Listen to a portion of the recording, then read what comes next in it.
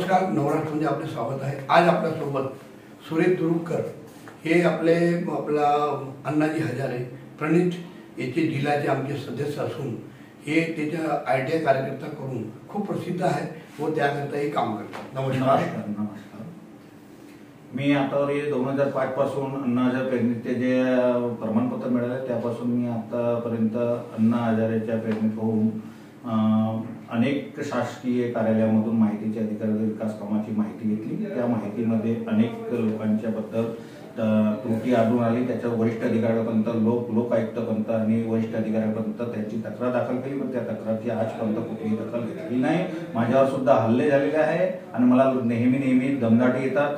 हायकोर्टाच्या शासन निर्णयानुसार, हायकोर्टाच्या जनहिताधिकारानुसार भी तरी पण दमदाटी देत राहतात। आतापर्यंत किती तुम्ही केसेस केलेल्या आहेत? आतापर्यंत माझ्याकडे अंदाजे 1500 केसेस राज्य माहिती आयोग खंडपीठ नागपूर यांच्याकडे केलेले आहे 2005 पासून। आणि सदर अ-ब-क मध्ये झालेल्या फॉरेस्ट डिपार्टमेंट मधले महसूल विभागात देवरीचे करप्शन आणि फॉरेस्ट डिपार्टमेंटचे करप्शन, तसेच पोलीस अधीक्षक गोंदिया जिल्हाधिकारी यांचे 231 करोडच्या 1.5% माहितीचे अधिकार उघड केले, पण त्याच्यावर कुठलीही दखल घेत नाही।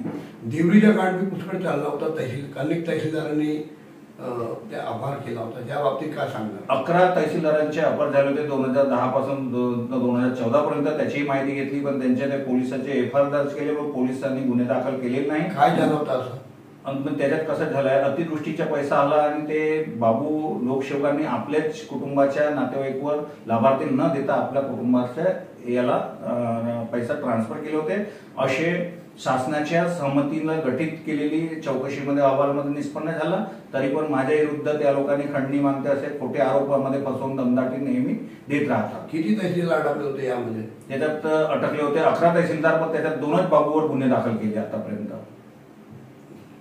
धन्यवाद। मन मोकळेपणाने आपल्याला सुरेश दुरुपकरने सांगितले आहे। सतीश पारधी, नवराष्ट्र, गोंदिया।